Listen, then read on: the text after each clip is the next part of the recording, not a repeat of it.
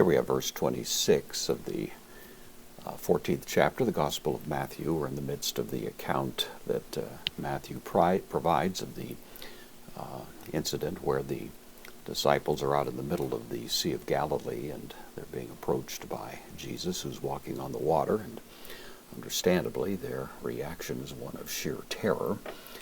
They've been fighting the waves, the storm, so on, and all of that creates this rather terrifying situation anyway. And then this, of course, simply adds to the sense of drama here. So we have hoi, this is the masculine plural nominative article, the mathetai, disciples, the postpositive des, so but the disciples, idontes, derived either from blepo or ero, but the idea is it's an aorist participle. It's in the masculine plural nominative to identify it with the subject.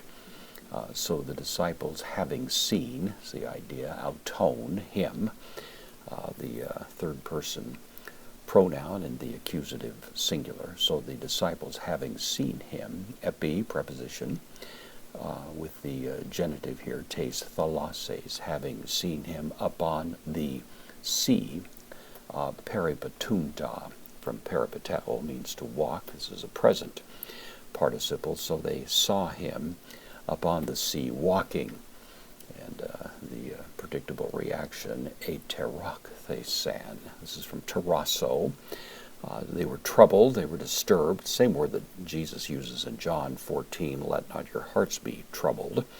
Strong word, don't let them be terrified, don't let them be distraught. This is the third person singular aorist passive indicative. So they saw him walking on the water, were terrified, brought to a state of terror. Legontes, from lego I say, this is the, again, nominative plural of the masculine of the part of the verb participle here, saying. So they saw him walking, cried out, or they were terrified, saying, hoti, that, phantasma. This is the word for an apparition, a spirit, a phantom, of course. We get in English from that. Some kind of otherworldly vision that creates this consternation.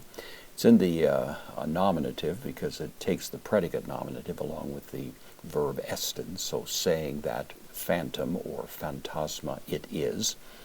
Kai, connective, apo, preposition with the genitive, to phobu, and upon the fear, impliedly upon them or on the basis of their fear, a krogzon, from krozo, cry out. This is the third person plural, aorist, active indicative. So the scene is one, of course, of stark terror on their part as Jesus comes, and I have the impression Jesus comes strolling along, not particularly disturbed by the elements, walking along in the storm like someone might walk through the park, you know.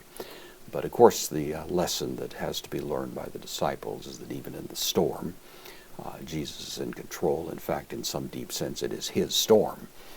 He's in full control of it, and that's a lesson they're going to learn in no uncertain terms soon enough.